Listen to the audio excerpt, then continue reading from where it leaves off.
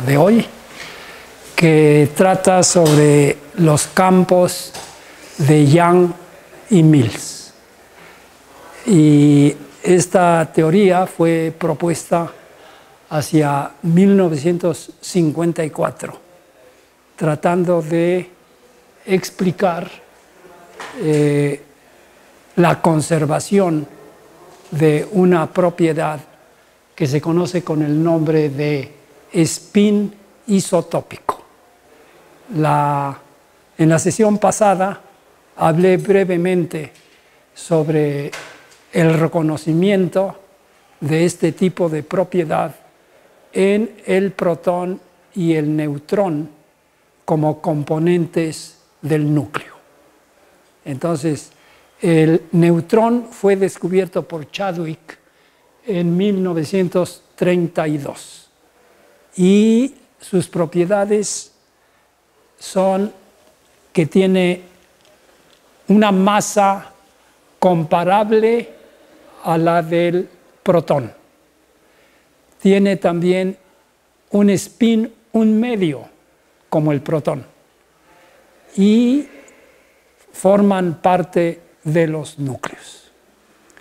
El número de protones en el núcleo es el que determina la carga en el mismo. Y entonces los núcleos se caracterizan con el símbolo del elemento químico al que corresponden y el número de carga corresponde al número de protones. Por otra parte, el neutrón no tiene carga y por eso no contribuye a la carga eléctrica de los núcleos. En cambio, sí contribuye a la masa de los núcleos casi en la misma forma que el protón, porque ambos tienen masas que son ligeramente mayores que una unidad atómica de masa. Y el nombre que reciben en conjunto es el de nucleones, como partículas que forman parte de los núcleos. La suma de ellos es también aproximadamente, es el número entero en esas unidades más próximo a la masa de los núcleos. La suma de Z y N se representa con la letra A como el número de nucleones, pero también como la masa, el número entero más próximo a la masa del núcleo en unidades atómicas de masa. Heisenberg, en el análisis de los diferentes núcleos, se dio cuenta que el protón y el neutrón juegan papeles muy similares en la estructura de los núcleos. Y por esa razón, él propuso que se les podía asociar esta propiedad de spin isotópico, que matemáticamente es análogo al spin de rotación que había sido reconocido por Uhlenbeck y Goudsmit para el electrón, pero que se reconoce también el protón y el neutrón tienen también un spin de momento angular intrínseco, que coincide con el del electrón, con un valor de 1 medio. En el caso de los núcleos, al protón se le asocia esta propiedad de spin isotópico 1 medio como magnitud y puede tomar dos valores posibles de orientación, más un medio o menos un medio. El valor de más un medio se le asocia al protón y el de menos un medio al neutrón. Y si a este medio le agregamos un medio del número de masa que le corresponde a cada uno de ellos, que es 1, porque es el número entero más próximo a su masa, en el caso del protón obtenemos un medio más un medio igual a 1 para su número de carga. Pero para el neutrón le corresponde un medio de A y su spin isotópico proyección es menos un medio. Entonces, un medio menos un medio da la carga 0 del neutrón. Y de ahí nos podemos ir a algunos de los núcleos más sencillos y reconocer, por ejemplo, que en el caso del deuterón, que está formado por un protón y un neutrón, el spin isotópico resulta ser 0, que se puede ver como la suma de un spin un medio con otro spin un medio, pero en dirección opuesta, de tal manera que el spin neto es 0. La multiplicidad del número de núcleos que tengan el mismo número de masa viene dado por 2 veces el spin isotópico más 1. Entonces, en el caso del deuterón, su spin isotópico es 0, porque existe solamente un núcleo con 2 nucleones. Y se dice que es un singulete. Entonces le toca un spin isotópico con T igual a 0 y proyección también igual a 0. Si nos vamos a A igual a 3, los núcleos que existen son el tritio, que es un isótopo del hidrógeno, con un protón y 2 neutrones. Entonces, esto es 2 más 1, A igual a 3. Y por otra parte, el helio, que tiene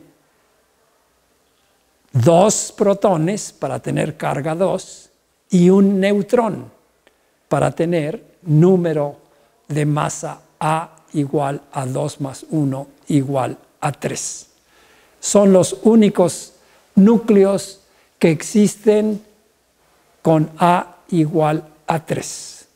Y como son 2, entonces les corresponde también spin isotópico de un medio, porque 2 veces un medio es 1 y más el otro son 2.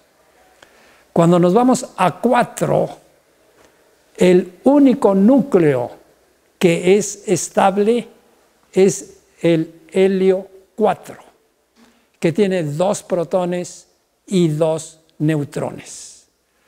Y desde luego 4 nucleones.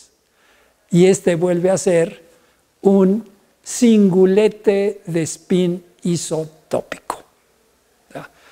Y si quieren ustedes entender su carga, pues entonces su proyección de spin isotópico es 0. Y la carga queda determinada simplemente por la mitad del número de masa, que es 4. 4 entre 2 es 2. Y ese es el número de carga del helio.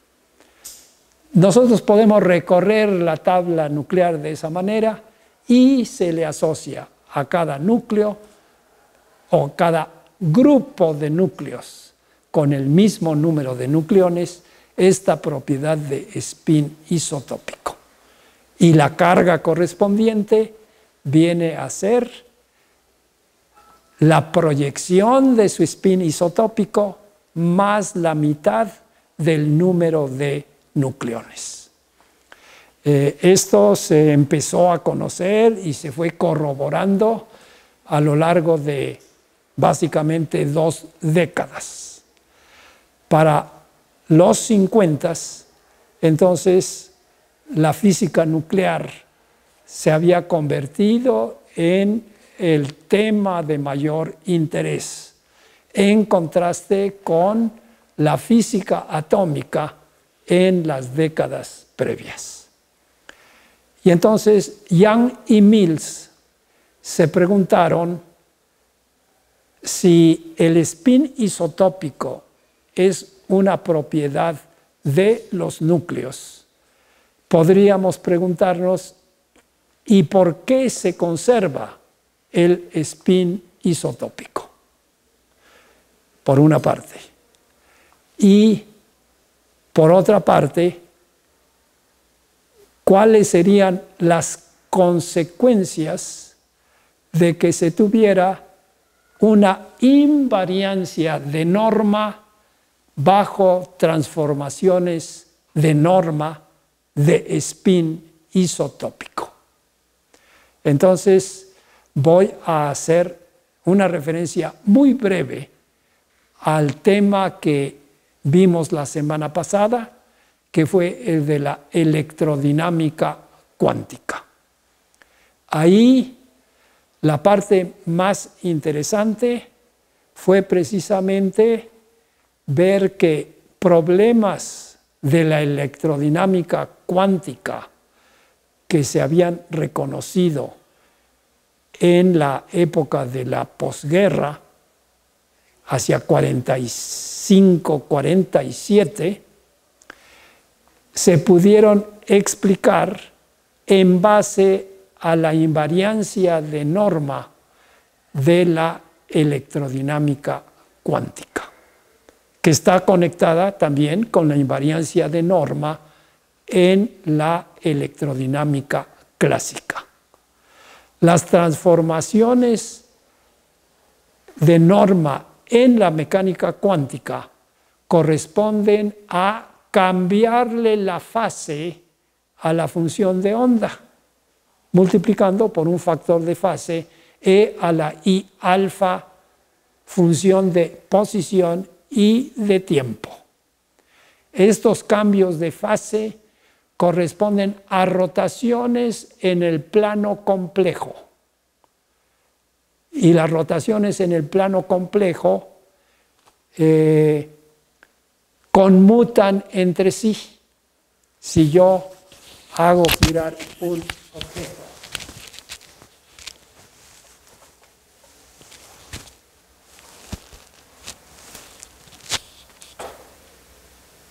primero 30 grados y luego 60 grados, tengo una rotación de 90 grados.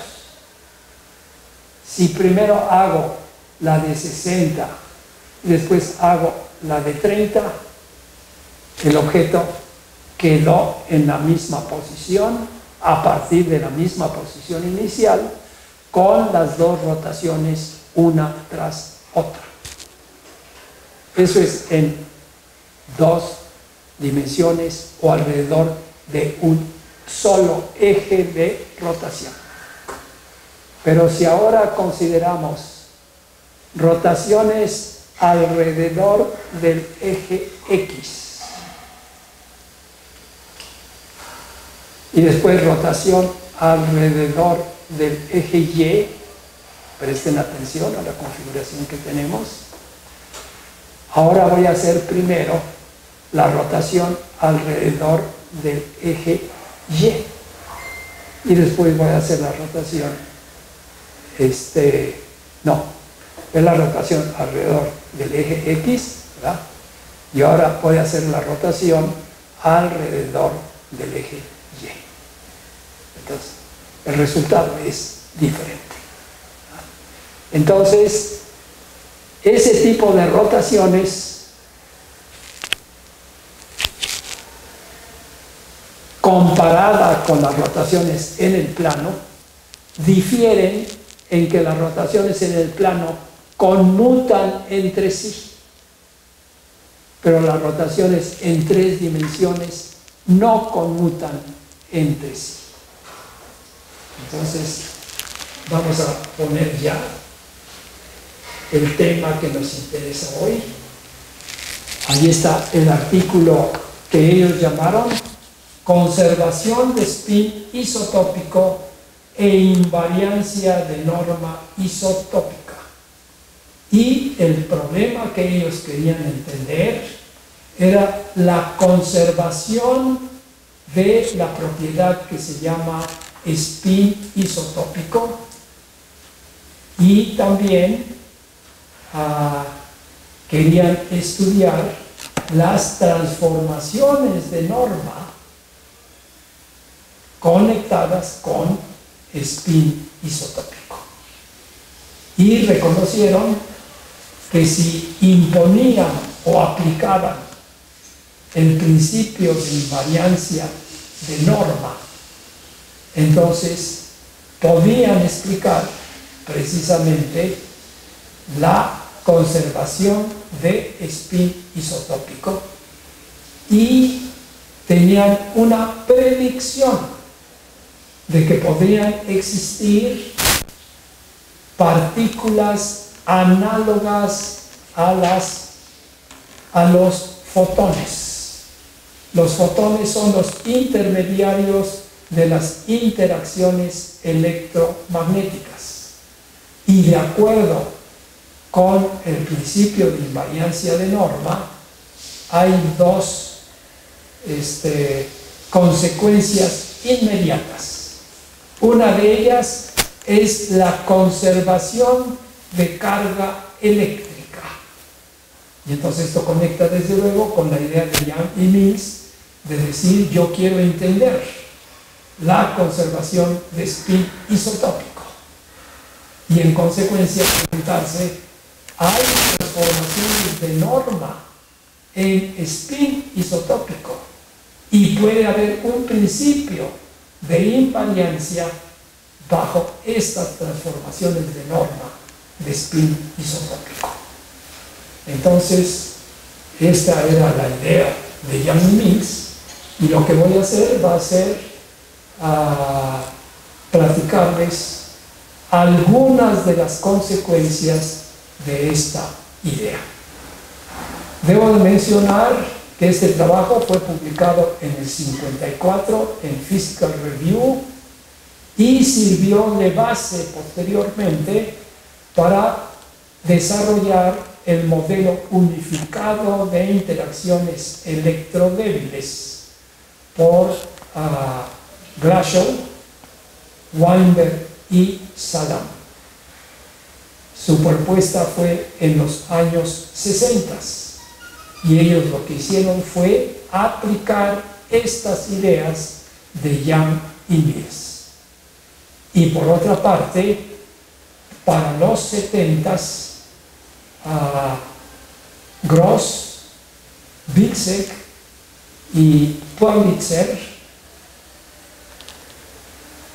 llevaron a cabo la formulación de la llamada cromodinámica cuántica, que permite entender las interacciones fuertes entre los quarks en la formación de las llamadas partículas elementales de tipo bariones y mesones.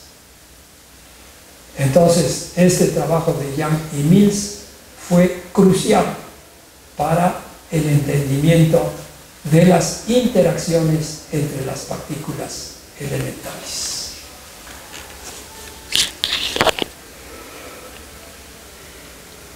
La contraparte del campo electromagnético cuantizado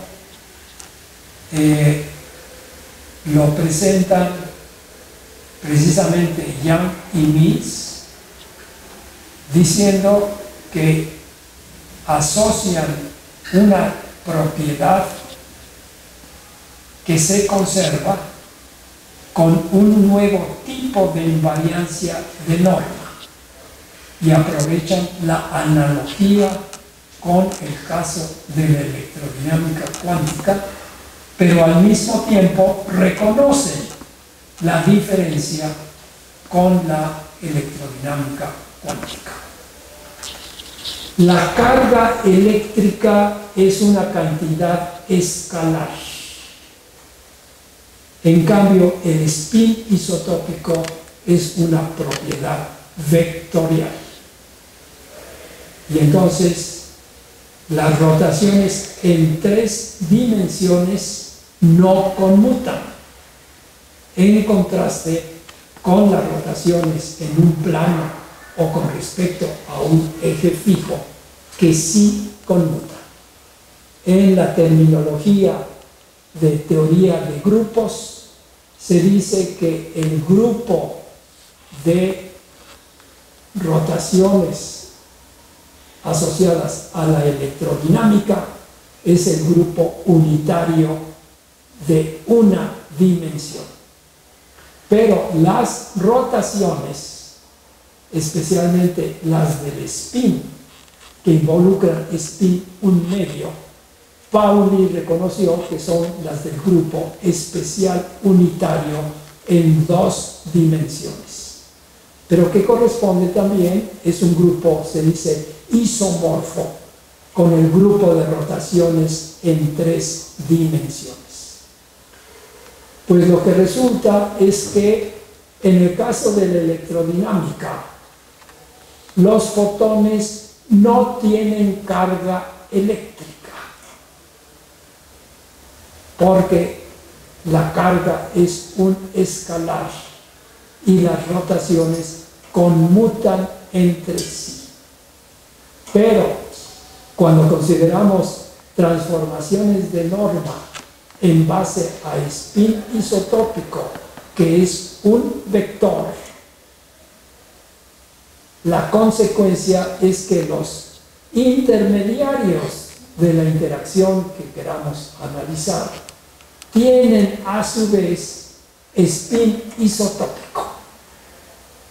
Repito, los fotones no tienen carga eléctrica, pero en los campos de Yang y Mills, los intermediarios tienen también spin isotópico. Y entonces ellos postularon o concluyeron, de acuerdo con esta teoría que desarrollaron y que propusieron, que deben existir intermediarios que tienen spin 1 como el fotón, paridad negativa. Por tener spin 1 entero, entonces les toca estadística de Bose-Einstein. Se quedan descritos por funciones de onda que tienen que ser simétricos bajo el intercambio de partículas del mismo tipo. Y de esta manera, dicen, identifican la existencia de un campo B que tiene la misma relación con el campo, con el spin isotópico, como la que el campo electromagnético tiene con la carga eléctrica, señalando que dicho campo satisface ecuaciones diferenciales no lineales.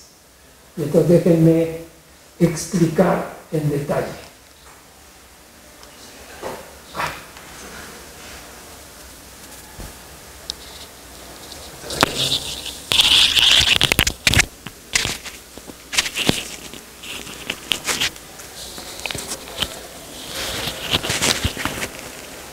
Entonces, en el caso de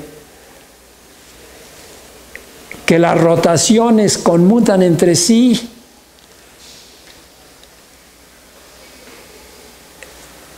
tiene como consecuencia que el fotón no tiene carga.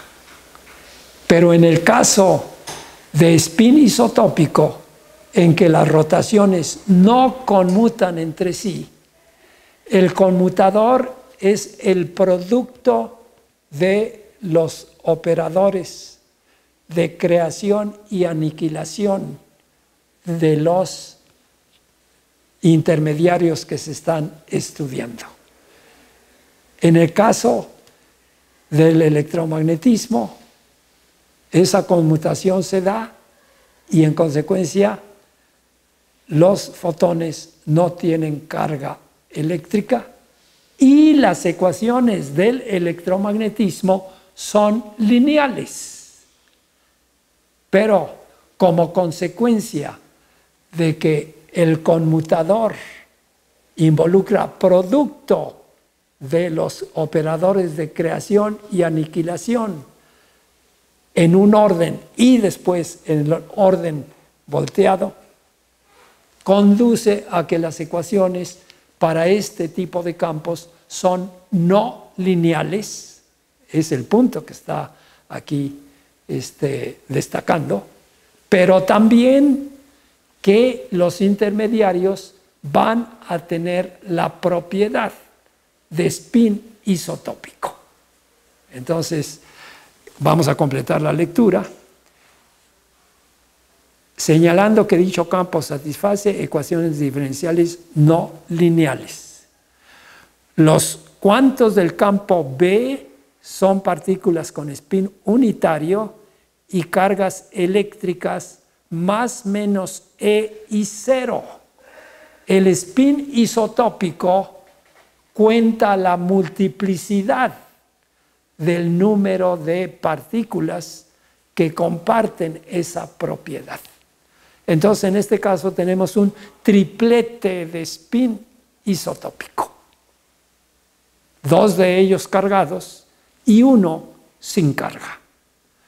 Entonces, ahí está ya una gran diferencia entre la electrodinámica cuántica y esta nueva dinámica propuesta por Young y Mills para entender la conservación de spin isotópico en base a invariancia bajo transformaciones de spin isotópico, que repito, son transformaciones que no conmutan, que están regidas por ecuaciones diferenciales no lineales y que implican también que los intermediarios tienen esa propiedad de spin isotópico en contraste con el caso de electrodinámica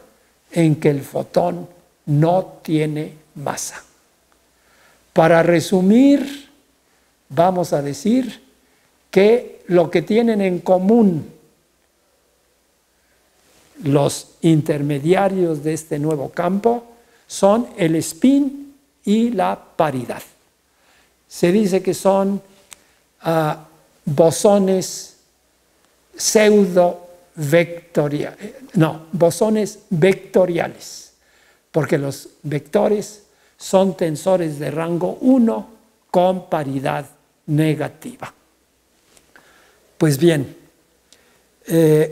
a continuación, aquí se explican los elementos que establecen las diferencias entre el campo B de Young y Mills y el campo electromagnético. Como son 3 estados de carga, les corresponde un spin isotópico de 1. ¿Ya? Entonces tienen T igual a 1, 2T más 1 es 2 por 1, 2 más 1 son 3 estados de carga, correspondiente a spin isotópico de 1 con proyecciones 1, 0 y menos 1. Y estos bosones no tienen número nucleónico, ¿verdad? Entonces son directamente las proyecciones, nos están dando los estados de carga. Por otra parte, el fotón como cuanto del campo electromagnético no tiene masa. Eso es muy importante porque eso es una de las consecuencias de la invariancia de norma. Y aquí voy a agregar un detalle de tipo sociológico. Voy a completar la lectura de esta parte, la invariancia de norma requiere que los cuantos del campo B, ahí está, los cuantos del campo B, también tenga masa nula, como en los fotones. En el caso de la interacción nucleón-nucleón, el alcance finito de la interacción nuclear, o en la interacción entre protón y protón, protón y neutrón, y neutrón y neutrón, permitió a Yukawa estimar la masa de los intermediarios de la misma. La identificación experimental de los mesones pi más, pi cero, pi menos, como un triplete de spin isotópico, sus masas de 140 MeV para los cargados y 135 para el neutrón, y su carácter pseudoescalar por tener spin nulo y paridad negativa, confirmaron la propuesta de Yukawa. Eso es nada más como punto de comparación. La propuesta de Young y Mills no es de mesones intermediarios pseudoescalares, sino bosónicos con spin 1, ¿verdad? Y paridad negativa como el fotón. Y ahora viene la parte sociológica. Young fue invitado por Oppenheimer a hablar sobre este tema en Princeton y coincidió con la visita de Pauli en Princeton. Entonces, cuando empezó el seminario, Young había hablado de lo que dice allá atrás. Y Pauli le preguntó, ¿y cuál es la masa de los intermediarios? Y entonces Young le dijo, si fuera por invariancia de norma, la masa debería de ser 0. Si estuviéramos hablando de la interacción nucleón-nucleón, pues entonces la masa tendría que ser como la que dice Yukawa. Pero desde luego, esa no es la interacción a la que va a ser aplicable esta teoría.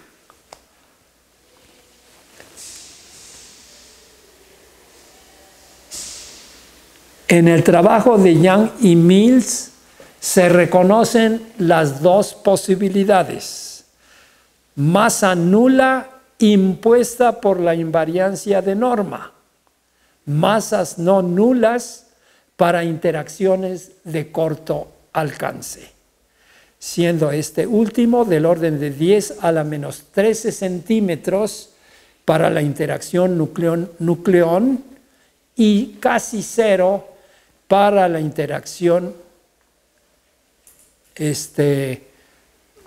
para el decaimiento beta, de acuerdo con la modelo de la interacción beta de Fermi.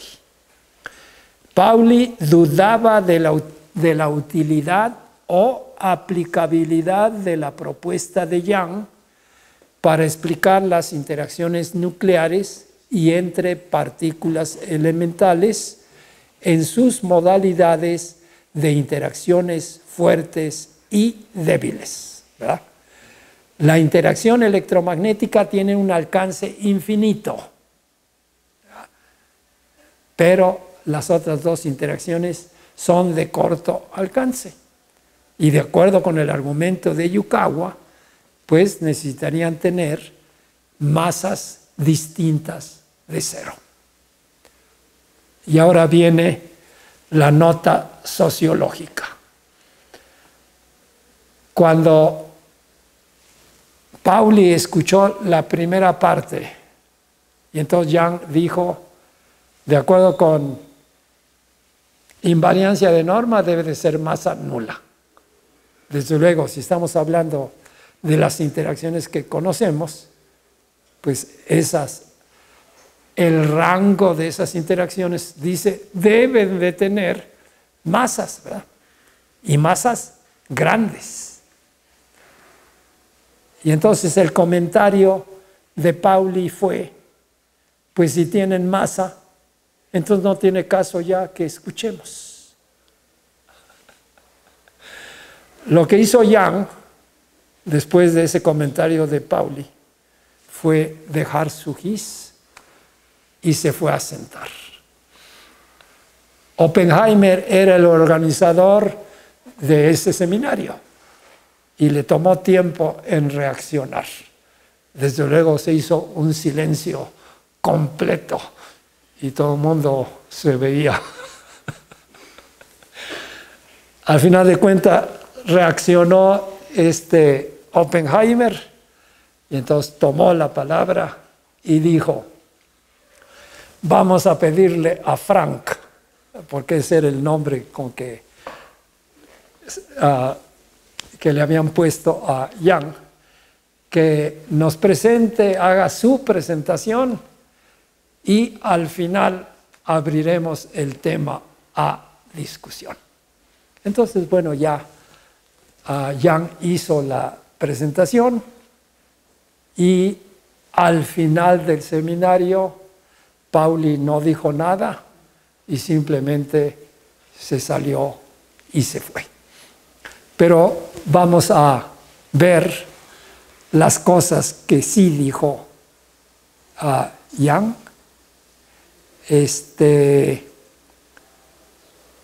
Y desde luego voy a aprovechar para hablar del decaimientos nucleares beta e interacciones débiles en partículas, en núcleos y en partículas elementales, preparando el terreno para las dos conferencias con que vamos a completar el ciclo y que, como ya advertí, son aplicaciones de las ideas de Young y Mills, incluyendo la aclaración de si tienen masa o no tienen masa, y si tienen masa, ¿por qué? Puedo adelantar que en el trabajo de Weinberg y Salam para la unificación electrodébil, ellos tomaron al pie de la letra el modelo de Young y Mills, a sabiendas de que, según la invariancia de norma, las masas de los intermediarios tienen que ser ceros, pero agregaron a mano algo nuevo que se pudo reconocer en 1958 a través del trabajo de Higgs y de la idea de rompimiento de simetría. El problema o la razón por la que objetó Pauli era precisamente la cuestión de la masa de los intermediarios y la contradicción entre la predicción del principio de invariancia de norma, de decir deben de tener masa nula, con los alcances conocidos de las interacciones nucleares en ese periodo de los 50. Pero al final de los 50, en el 58, estudiando otro tema de física que no tenía nada que ver con esto, Higgs reconoció este fenómeno que se llama de rompimiento de simetría. Y en la propuesta de unificación que realizaron Weinberg y Salam junto con Glashow en los 60s. Weinberg y Salam metieron a mano, o si quieren ustedes, aplicaron la idea de Higgs del rompimiento de simetría. Entonces, Young y Mills en su trabajo señalaron las dos posibilidades. No le cerraron la puerta ni a una ni a otra. En la práctica, en la unificación electrodébil, el papel del rompimiento de simetría fue crucial. En el caso de la cromodinámica cuántica, resulta que las interacciones entre los quarks son de alcance infinito. Y por ser de alcance infinito, los intermediarios no tienen masa. Entonces, Young y Mills tuvieron razón en decir, estas son las dos posibilidades. Y ambas posibilidades han sido ilustradas por las dinámicas de campo cuántico con unificación electrodébil, por una parte.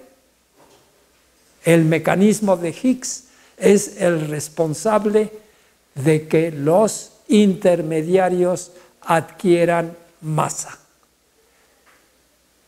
Voy a dar un ejemplo de rompimiento de simetría en otra área bien familiar para la gente que está en este auditorio, que es en ferromagnetismo. En un material ferromagnético, cada uno de los átomos responsables del fenómeno colectivo tiene un momento magnético dipolar, ¿verdad? Desde luego que si su muestra se encuentra a una temperatura muy alta, simplemente por movimiento térmico o por energía térmica, todas las orientaciones de esos momentos magnéticos son igualmente probables y la magnetización de su muestra neta es 0. Se sabe que si un material ferromagnético se enfría, llega a una temperatura que lleva el nombre de el marido de María Sklodowska, ¿verdad? Pierre Curie era el experto en ferromagnetismo cuando María llegó a París. Y entonces, cuando se enfría por debajo de la temperatura de Curie, los momentos magnéticos se orientan y toman una dirección común. Entonces, voy a poner esto en términos de potenciales. Por encima de la temperatura de Curie, vamos a tener un potencial que es isotrópico, pero no es la isotropía lo importante, sino que tiene un mínimo.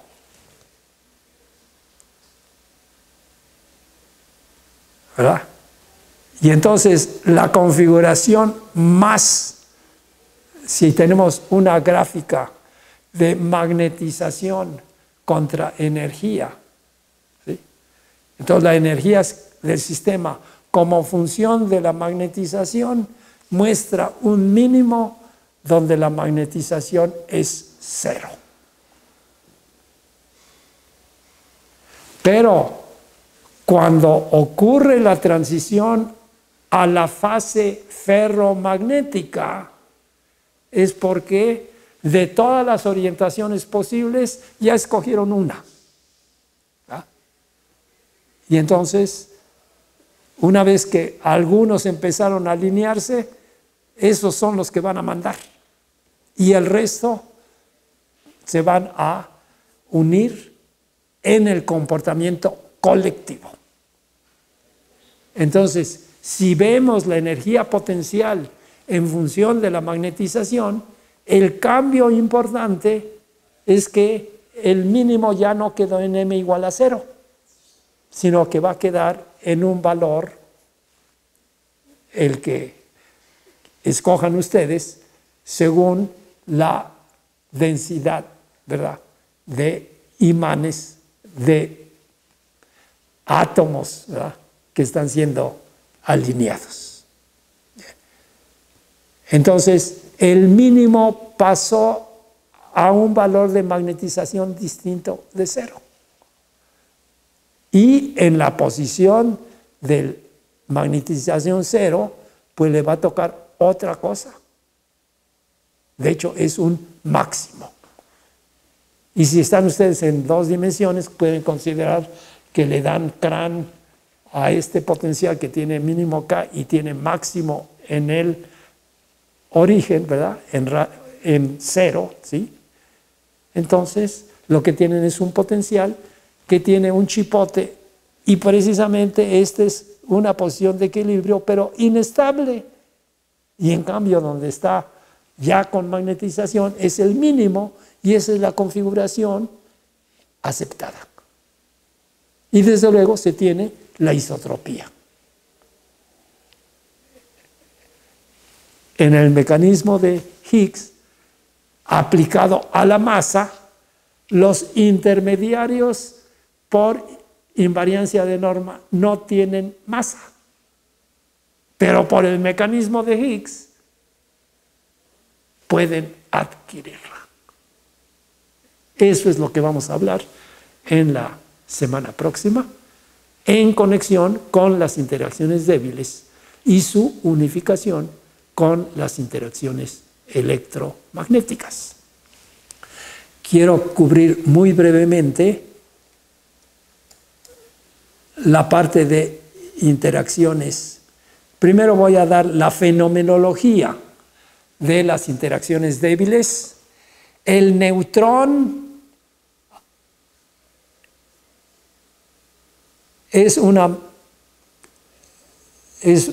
partícula inestable. De manera natural decae en un protón, un rayo beta, que es un electrón negativo, y un neutrino, según la propuesta que hizo Pauli desde 1931. ¿Cuál es la base experimental de suponer que existe esta partícula de neutrino? Voy a poner como punto de referencia decaimientos alfa y decaimientos gamma. Los productos de decaimiento alfa, las partículas alfa, son emitidas con espectros monoenergéticos. Los rayos gamma emitidos por los núcleos también tienen espectros monoenergéticos. Son como las radiaciones emitidas o absorbidas por los átomos con energías perfectamente definidas. Pero los rayos beta se encontró desde muy temprano que muestran espectros continuos, que van desde 0 hasta una cierta energía máxima. Cuando se estudió el decaimiento beta, este era uno de los problemas abiertos. Y Pauli propuso que en vez de ser un rompimiento en dos cuerpos, en los que la conservación de energía y conservación de cantidad de movimiento establece una proporción perfectamente definida para la radiación y para el núcleo que recula. Si es un rompimiento en tres cuerpos, entonces la conservación de energía y cantidad de movimiento entre tres es distinta que entre dos.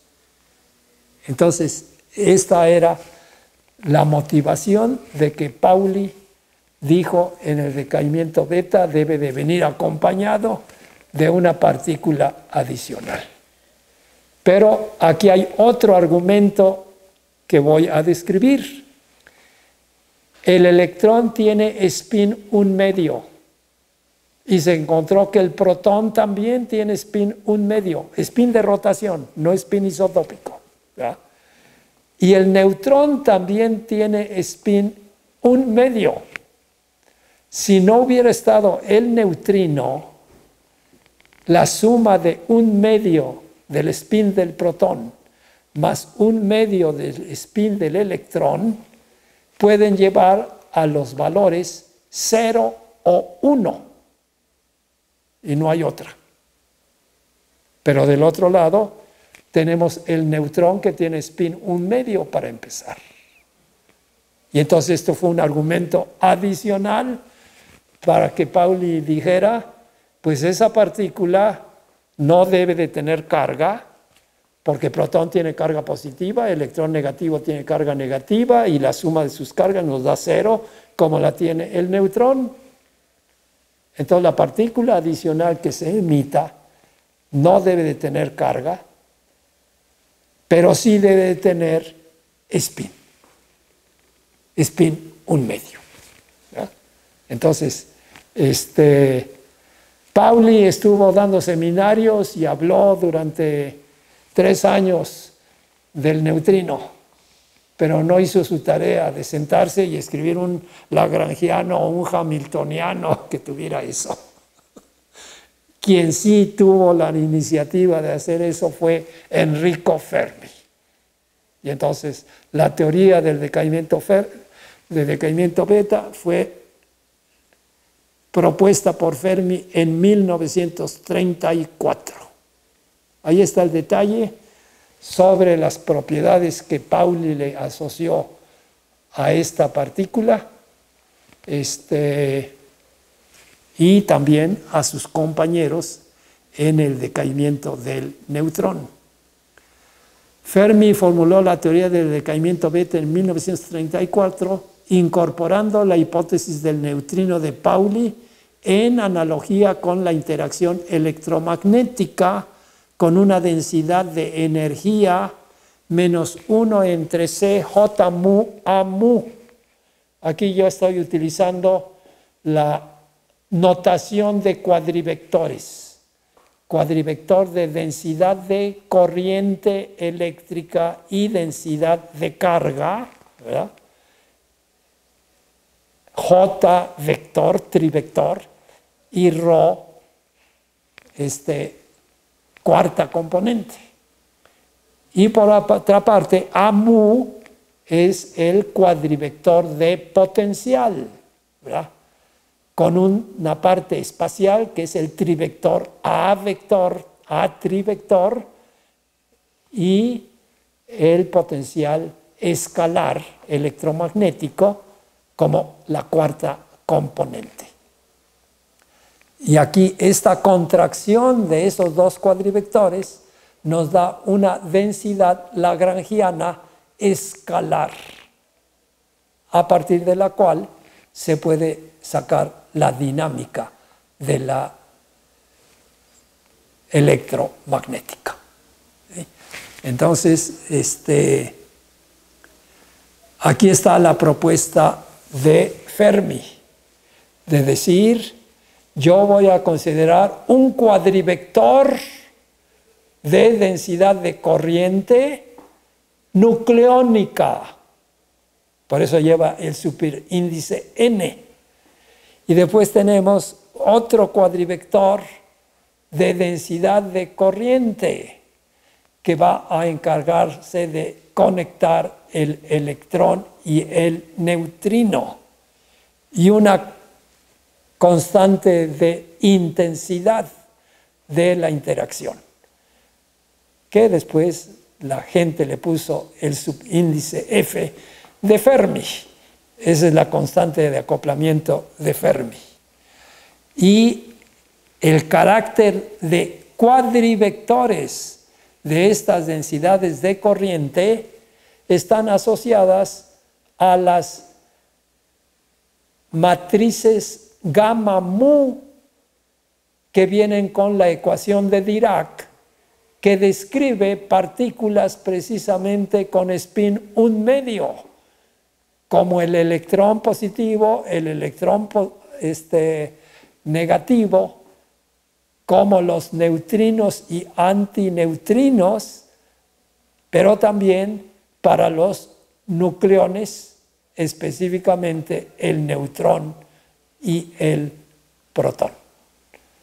Entonces, Fermi utilizó la interacción electromagnética, la lagrangiana de la interacción electromagnética, para construir su propia lagrangiana para las interacciones débiles. ¿Por qué se les llama interacciones débiles? Porque la probabilidad de su ocurrencia es mucho menor que la de la ocurrencia de los fenómenos electromagnéticos. Y esto se refleja en las vidas medias electromagnéticas y las vidas medias de interacciones débiles. El neutrón tiene una vida media de un poquito más de 10 minutos. Pero las interacciones electromagnéticas ocurren en tiempos que pueden variar, desde luego, pero que son típicamente del orden de 10 a la menos 12 segundos. Entonces, comparando esas vidas medias, que se aprecia la debilidad de la interacción que da lugar al decaimiento beta. Entonces, ahí tienen ustedes las cosas. Y entonces dice, se reconocen las corrientes cuadrivectoriales nucleónicas y leptónicas contraídas entre sí y la creación del par de leptones, así llamados por ser partículas ligeras. Las funciones de onda de los nucleones y los leptones se toman en una misma posición e instante, reflejando que la interacción es puntual e instantánea en el espacio-tiempo. Entonces es una interacción que podríamos decir es puntual. En el espacio-tiempo de Minkowski, desde luego. ¿Sí? Y entonces a eso le estaría correspondiendo una masa de intermediario que por el argumento de Yukawa tendría que ser grandísima. En la práctica no es puntual, pero eso no se vino a reconocer sino hasta que se desarrolló el modelo unificado de Glashow, Weinberg y Salam. En resumen, se habla de la interacción puntual y vectorial de Fermi, ¿verdad? Ese índice mu está indicando que se trata de cuadrivectores con spin 1 y paridad negativa, como la del fotón. Con una constante de acoplamiento GF que de acuerdo con mediciones resulta ser mucho menor que la constante de acoplamiento electromagnético E cuadrada entre H barra C, justificando el nombre de interacciones débiles. Creo que debo de preguntar qué hora es. Ya es la 1. 1:10. Entonces ya vamos a dar por terminada la presentación están cordialmente invitados para la de la próxima, que es sobre la dinámica cuántica de unificación electrodébil, y en el que los problemas que se presentan, cómo vamos a compaginar la constante de acoplamiento electromagnética E cuadrada entre H barra C y esta constante de acoplamiento de Fermi, que es muchos órdenes de magnitud menor, y cómo vamos a compaginar el alcance infinito de la interacción electromagnética con el alcance casi nulo de la interacción de Fermi. Entonces, esos son los puntos que las gentes que trabajaron en los 50s, en los 60s, se tuvieron que preguntar, y vamos a ver cómo las pudieron remontar. Bueno, pues entonces, muchas gracias por la presentación de hoy. Y el comercial es la petición de que inviten a los compañeros que ya venían, pero que por las circunstancias han dejado de venir. Nos perdimos y de hecho las notificaciones vienen discrepantes, a veces dan un salón, a veces dan el set, a veces... de las dos que siguen, la siguiente es aquí. Okay. Y la última es en la contraesquina, en la Alfredo Barrera. Jueves a las 12, si es que no hay otra suspensión. Entonces, simplemente aplicamos un operador de desplazamiento de una semana. Muchas gracias. Y te pido ayuda para sacar la...